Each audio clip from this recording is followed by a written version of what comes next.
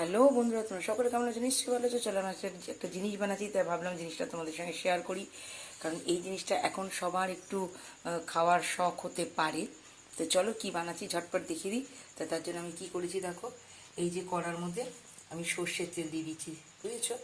এর মধ্যে সর্ষের তেল দিয়ে দিচ্ছি। এবার দেখো, এই যে দেখতে পাচ্ছ একতলা কি আছে, আমি এইগুলো এর মধ্যে এবার দিয়ে দেবো, শুধু দেখতে থাকো।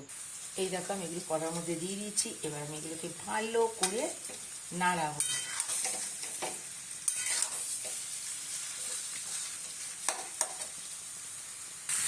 দেখো, আমি এগুলোকে কিরকম উল্টে পাল্টে নাড়িয়ে নিচ্ছি। এগুলো ভাজা ভাজা হবে না, কিন্তু একটু জাস্ট মজে যাবে, মানে নরম হয়ে যাবে। এটাকে আমি আমগুলোকে, এটা তো আম বুঝতেই পারছো, আমগুলোকে কেটে আমি নুন হলুদ মাখিয়ে রোদে শুকোতে দিয়েছিলাম আজকে।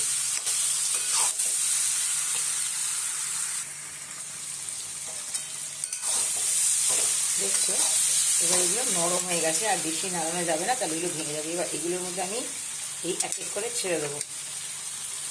দেখতে পাচ্ছ এগুলো কি?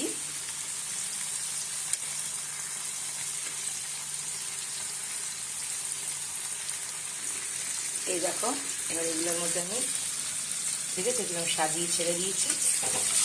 এগুলো হচ্ছে ভেলি গুড়। তোমরা ভেলি গুড় নিশ্চয়ই সবাই চেনো। চলো, বুঝছো কিরকম পড়ে যাচ্ছে, একটা বাদ দাও, গুড়টা আপনা থেকে গলে যাবে। আমি বলছি এটাকে এবার একটু আস্তা কমিয়ে ঢাকা দিয়ে দিই, গুড়টা যতক্ষণ না গলছে। চলো দেখা যাক আমার এবার এটার পরিস্থিতিটা কি অবস্থা।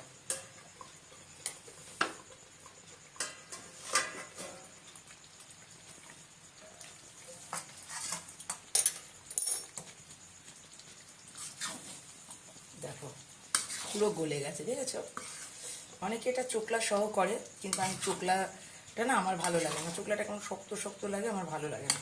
তাই আমি চোকলাটাকে ছাড়িয়েই করি। দেখেছো কি সুন্দর দেখতে লাগছে, দারুণ এসে গেছে। এবার এর মধ্যে আমি আমার গুড়গুলো সব গলে গেছে, একটা দুটো আছে, ওটা গলে যাবে।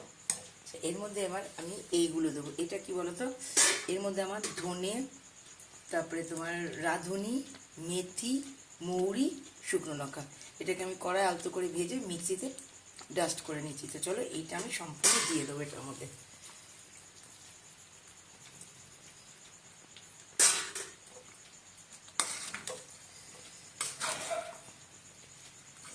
এটা হচ্ছে আমি আমের আচার বানালাম।